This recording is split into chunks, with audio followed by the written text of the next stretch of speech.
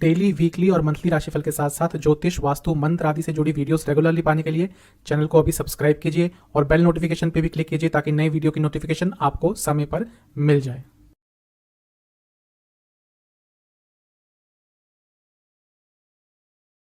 ओम गणेशाय नमः। ओम नमः शिवाय। मैं निखिल ज्योतिष आचार्य आप सभी का मेरे चैनल पे पुनः स्वागत करता हूं। आशा करता हूं आप सभी स्वस्थ होंगे। महादेव की कृपा आप सभी पर सदैव बनी रहे। ये वीडियो मेष यानी कि एरीज के लिए एक बहुत ही महत्वपूर्ण वीडियो है, क्योंकि इस वीडियो में हम बात करेंगे देवगुरु बृहस्पति जुपिटर के मार्गी होने के बारे में। 24 नवंबर 2022 को एक लंबे अंतराल के बाद देवगुरु बृहस्पति मार्गी हो रहे हैं, यानी कि डायरेक्ट हो रहे हैं, यानी कि उल्टे चल रहे थे, पीछे जा रहे थे, अब उनकी चाल दोबारा सीधी हो जाएगी। देवगुरु बृहस्पति बहुत ही महत्वपूर्ण ग्रह है, इसमें कोई नई बात नहीं है, या सभी को पता होता है कि देवगुरु बृहस्पति का क्या रोल है ज्योतिष में। एक नैसर्गिक शुभ ग्रह है, एक नेचुरल बेनिफिक प्लैनेट है। तो जब उनकी परिस्थिति बदलती है तो व्यक्ति के जीवन में बहुत बदलाव आते हैं। 29 जुलाई 2022 को वक्री हो गए थे और तब से वक्री ही चल रहे हैं।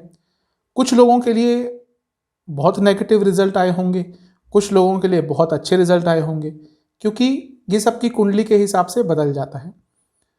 कुछ ऐसे कार्य आपके बन गए होंगे जो आपने एक्सपेक्ट नहीं किए थे कि हाँ यहाँ पे सफलता मिलेगी, लेकिन कुछ ऐसे कार्य रुक भी गए होंगे जहाँ पे आपको लग रहा था कि ये कार्य तो 100% है।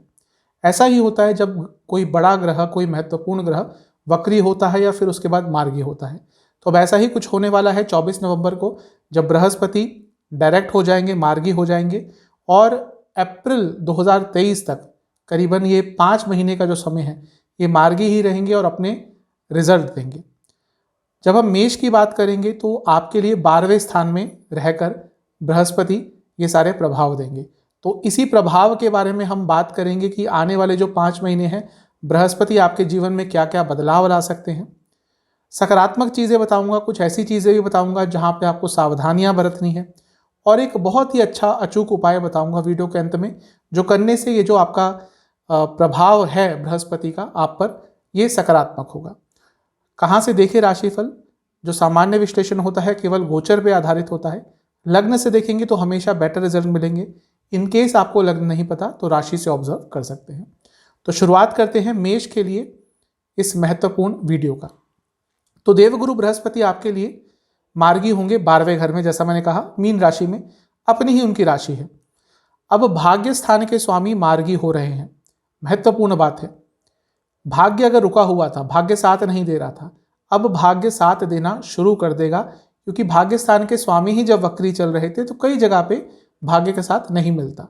तो अब भाग्य का साथ मिलना शुरू होगा। जब भाग्य का साथ मिलता है तो व्यक्ति आगे ही बढ़ता है। अचानक से कार्य बनना शुरू हो जाएंगे। दोबारा भाग्य का साथ मिल रहा है तो कार्य तो बनेंगे ही। जिस व्यक्ति का भाग्य साथ नहीं देता उसके छोटे छोटे कार्य, बड़े बड़े कार्य, सारे कार्य अटकते ही हैं। अगर आप देश से बाहर जाना चाहते थे लेकिन प्रॉब्लम्स आ रही थी, वीज़ा की प्रॉब्लम, इमिग्रेशन प्रॉब्लम्स, डॉक्यूमेंटेशन, उन सब चीज़ों में सुधार होगा। इसके साथ ही अगर आप देश से बाहर से संबंधित किसी कंपनी में काम करते हैं, जिनको MNCs कहते हैं, उनके लिए तो ये समय बहुत लाभकारी होगा। आपका पैसा भी बढ़ सकता है, एक्स्ट्रा इनकम की अपॉर्चुनिटीज़ भी आ सकती हैं। इसके साथ ही आपकी प्रमोशन भी हो सकती है, आपका रोल भी चेंज हो सकता है। मैरिड लाइफ में स्टेबिलिटी आएगी।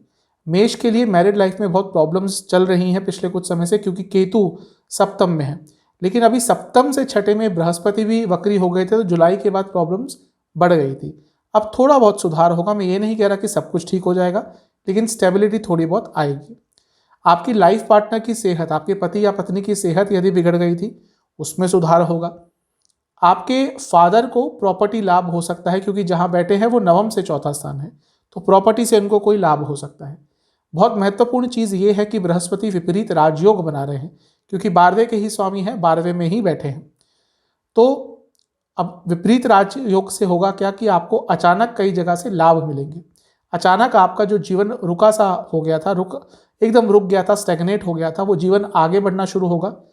आपके अंदर एक ऊर्जा रहेगी, इंटेंसिटी रहेगी, और आप अपनी कार्य कुशलता के दम पर बहुत सारे कार्य अपने बनवा लेंगे, अपने रुके हुए कार्य पूरे कर लेंगे। दोबारा ये कंफर्म कर रहा है, क्योंकि 12वें स्थान के ही स्वामी 12वें में है, विपरीत राजयोग बना रहे हैं।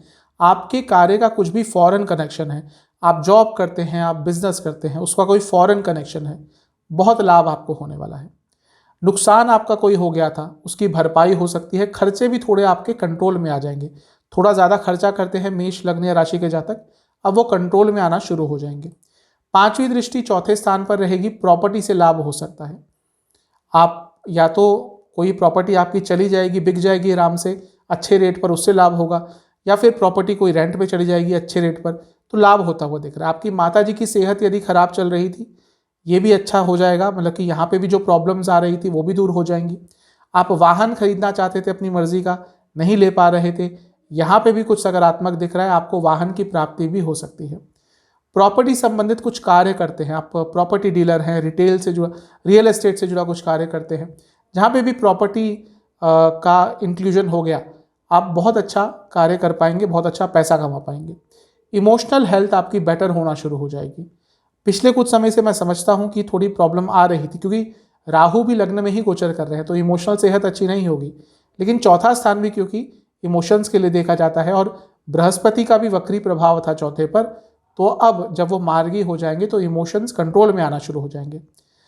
घर वापस जाने का आपको चांस मिल सकता है, मतलब कि जो लोग अपने सिटी से, अपने स्टेट से बाहर जाकर कहीं काम करते हैं, या इवन जो लोग देश से बाहर काम करते हैं और देश वापस आने का मौका नहीं मिल रहा था, इस समय में आपको देश वापस आने का मौका मिल सकता है। लंबा समय है, 5 महीने का।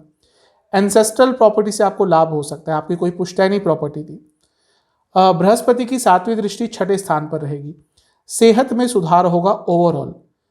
हो सकता है पिछले कुछ लंबे समय से आपको गैस्ट्रिक इश्यूज, आपको डाइजेस्टिव इश्यूज, इंटेस्टाइन की प्रॉब्लम, डायबिटीज आदि ये सब तंग कर रहा होगा बहुत ज़्यादा, पैनक्रियाटिक प्रॉब्लम्स।